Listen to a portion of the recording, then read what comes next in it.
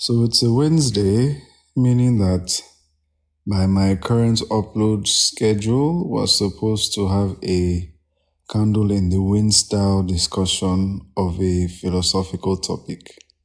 And that is exactly what we'll be doing in today's recording. Before I continue, welcome to SOB3D. Here, the visual aspects of the videos are 3D related, including gameplay videos, Blender tutorials, and other related content. The audio aspects of late have been independent of the videos, except on Tuesdays when tutorials are uploaded. Audio content ranges from general motivational speeches to opinion videos to news reactions. So, if this sounds like your vibe, be sure to subscribe to the channel. Wednesdays, as I've said, are for candle in the wind style recordings. And what I mean by that is I hold an opinion I have on a particular topic, the candle, against scrutiny from the comments, the wind, to see if the opinion is valid and rooted in thought, logic, and whatnot. Generally, truth is what matters to me. I try not to have any biases, so if it appears that I do, please call them out in the comments. But overall, truth and best paths forward are my main interests with these kinds of videos. I feel like things are needlessly polarized these days. Take bodily autonomy, for example. And at the root of most of it is just politics, which leads to power, which further leads to control of the masses. Today's topic aims to address the root cause of polarizing biases. Today, I want to ask if it's moral or ethical to intentionally indoctrinate children into a particular belief system. I penned this topic down last week with early age religious indoctrination in mind, but naturally it expands to cover other topics like politics and cultural beliefs. I came from the we're all born with no knowledge angle. When you consider that we're all, as present-day humans, simply just born, okay? The idea that a religious instrument should bear tangible meaning in one's life starts to fall apart to a degree. Take, for example, religion X needs book Y to be validated as it is the official documentation of the dictates of deity Z, that each human ought to have meaningful interaction with before death, often to prevent an afterlife of eternal peril. When you're born into a similar system, okay, and subsequently grow up in it, the validity of book Y seems unquestionable. You naturally will think that you must read book Y in certain ways, possibly chant certain parts of book Y to validate your existence as a human and secure your peace on earth and equally in the afterlife. But all you need to do someday is make the grave mistake of asking yourself, what if I wasn't born into this system? Typically, when you're brave enough to ask said question, you'll be met with an answer reassuring you that it is in the will of deity Z that you be spared from damnation in some form. And because you're surrounded by a neighborhood or community, state, or even nation of people with similar beliefs, you're naturally comfortable with beliefs you wouldn't otherwise have had you not been born into that specific society. Without even knowing the word, you've been indoctrinated. Another example from the cultural perspective, you are told humans born with vulvas were to participate in certain activities, right? And those born with phalluses were to participate in different activities. All it takes for you to see the crack in that kind of situation is realizing that you are able to do all of the activities, but somehow the society you're in convinces you otherwise. Again, without knowing the word, you've been indoctrinated. To indoctrinate is to teach uncritically.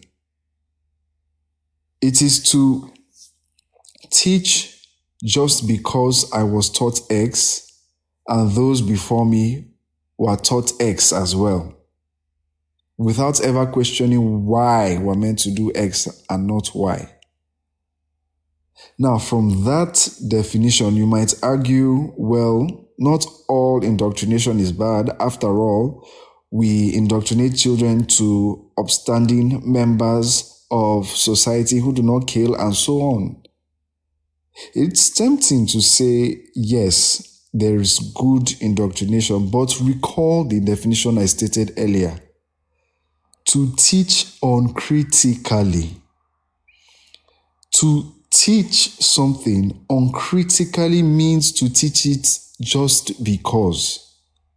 Someone walking up to you to tell you 1 + 1 = 2 and expecting you to just take it that way isn't exactly harmful, but it still reflects uncritical teaching, the kind that can lead to more polarizing forms of indoctrination later.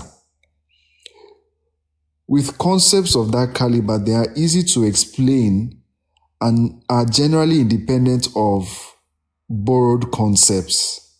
If I bring one stick and then bring another stick beside it, I now have 2 sticks. Okay?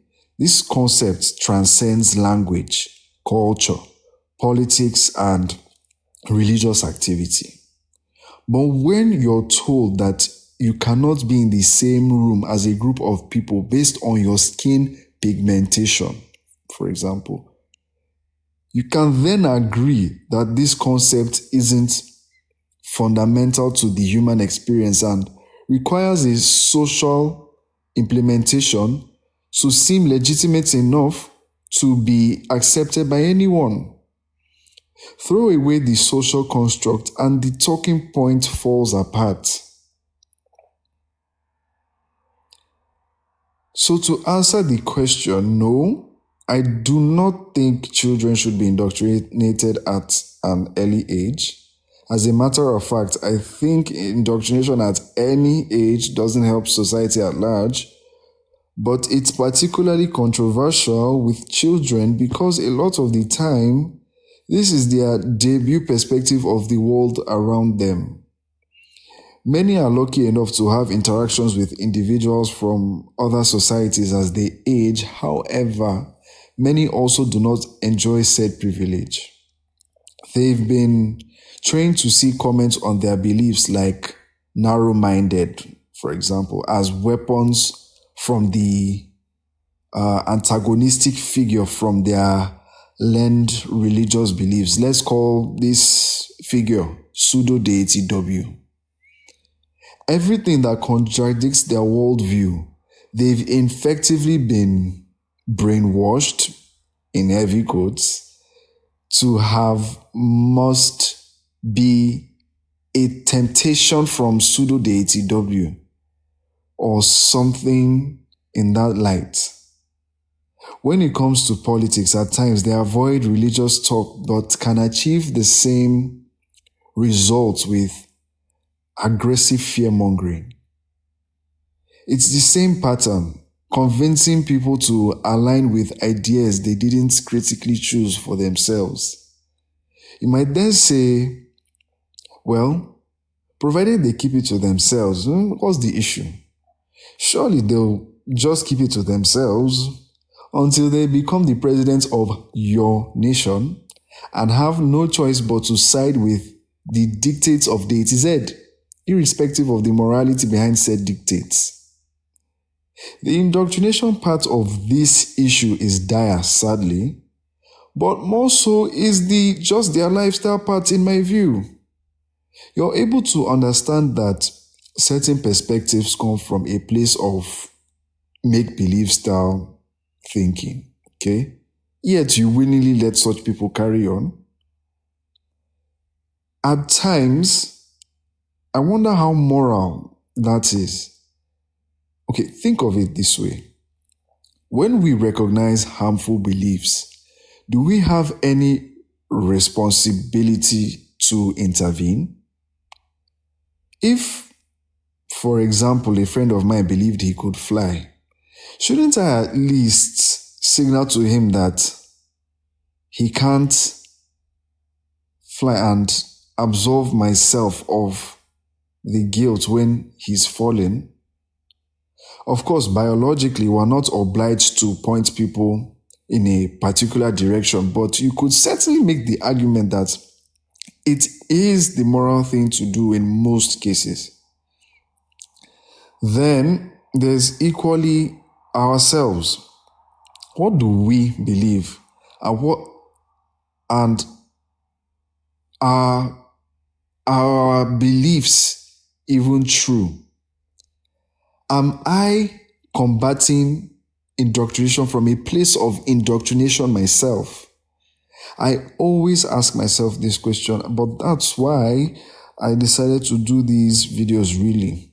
Seeing different perspectives and analyzing them beyond a surface level understanding does help build a mind that, thankfully, today can deconstruct many pointless social constructs.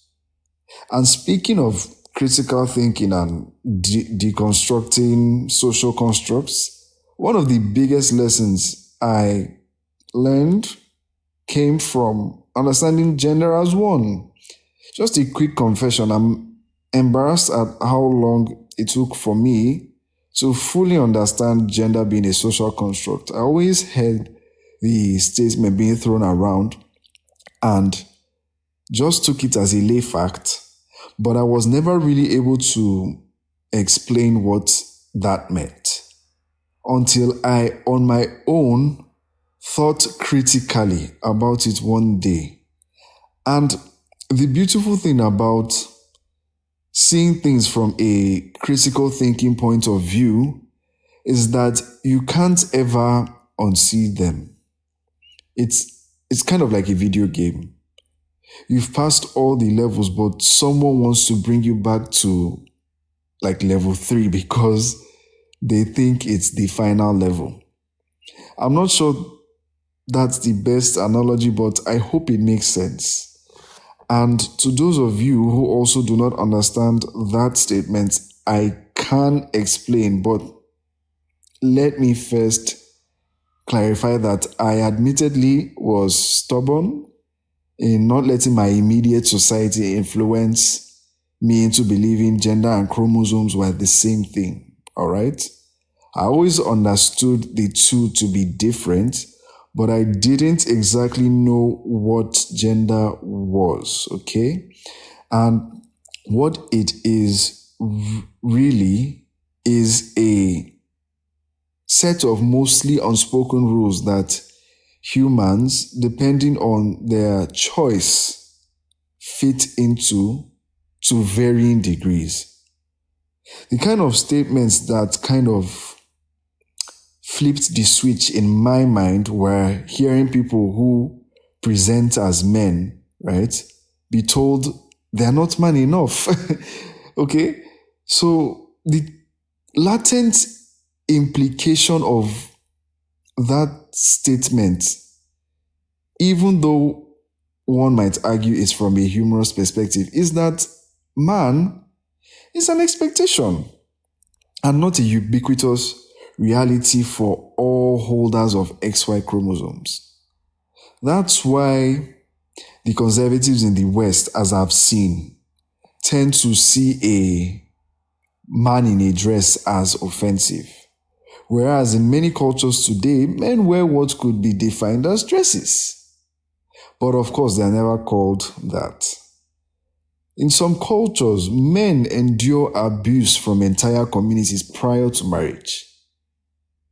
Men. Dowries are still very much a thing in many societies and a reflection of how much of a man is in said societies. So you can see, man in the gender sense is really just a story society tells itself.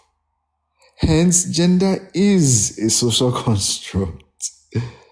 I feel like I just gave a very bad proof to a claim, but I also haven't any doubts that at least one person listening to this would understand the perspective completely. Another issue I have with early onset indoctrination is that it robs the child of an immeasurable number of years of their life that they could have spent pursuing a valid ambition of theirs. For instance, a girl happens to be born in a society that tells her that women and girls mustn't engage in commerce, whereas these things are doable. The only impedance was the indoctrination. Oh God. And it is often the case that children raised in such societies discover alternative societies at points they might feel are too late to make a meaningful impact. The only compromise I can acknowledge with the no indoctrination approach is that children many times aren't able to comprehend logical conclusions, okay? Especially when explaining certain things that might require one to employ verbose terminology to communicate ideas effectively, okay? To that, I think I can compromise on using just a little bit of fear-mongering to get children to completely steer clear of acts and thoughts that are harmful to them. Shake you on that one. But the proper thing to do should be a dismantling of the fear-mongering once their understandings are more enhanced. Okay? So, yeah, that's my take. Indoctrination, especially at early ages, limits our ability to think freely and critically. And I think I'll call it a day here. This is my candle. You provide the wind. Should we be indoctrinating children? My answer as of today, October 8th, 2025, is no. But I can only stand by that no if I get meaningful pushback. Thank you all for listening. Be sure to leave a like if you liked either aspect of this video, visual or audio. Also, subscribe to this channel for more content like this. Then you can also have a look at the support section in the description to find avenues where you can donate towards sustaining this channel. Thanks again, and I hope to see you in the next one.